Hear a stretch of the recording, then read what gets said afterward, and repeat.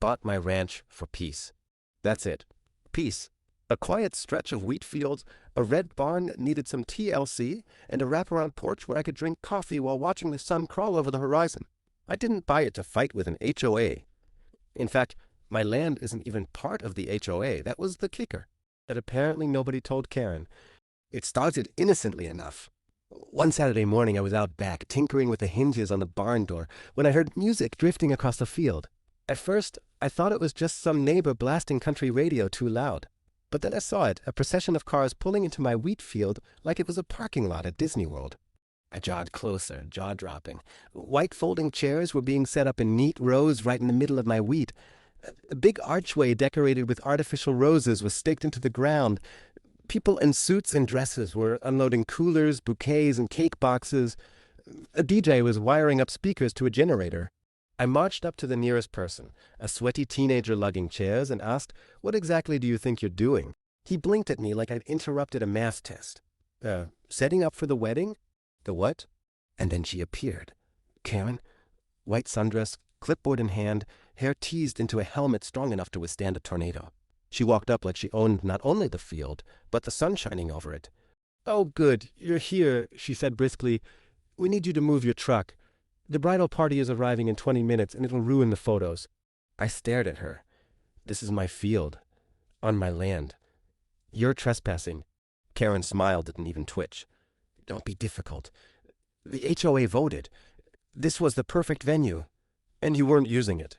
She made a sweeping gesture at the golden wheat. "It's practically decorative." I could feel my blood pressure rise. "Lady, this isn't a park. This is a farm. And you do not get to hold a wedding here without my permission." Karen rolled her eyes like I was a child throwing a tantrum. "Don't be dramatic. Nobody's getting hurt.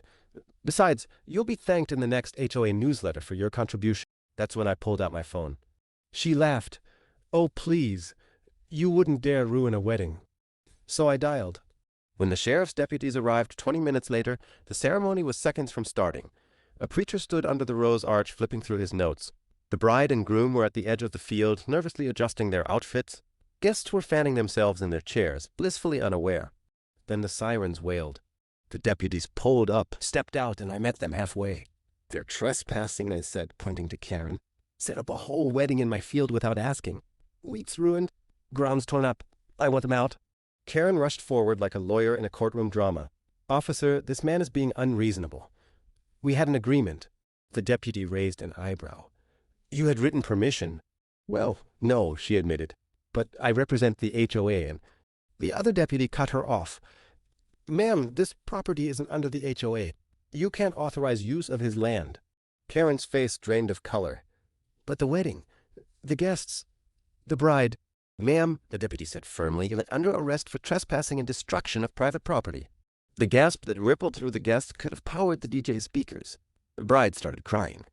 The groom swore loudly, and Karen, handcuffed and sputtering, tried to argue all the way to the patrol car. As the deputies drove her away, the guests slowly dispersed, muttering about refunds and ruined Saturdays. A few even came up to apologize, insisting they had no idea the venue was stolen property. I believed them. The only person shameless enough to mastermind something this audacious was Karen. When the last car finally left, I stood alone in the field, surveying the damage. Dozens of wheat stalks trampled, tire ruts cut into the soil. A mess, sure, but in that silence I felt something sweet. Justice. Karen had called the cops on me once, accusing me of being a thief when I was moving into my ranch. Now it was my turn to watch her ride away in the back of a police car.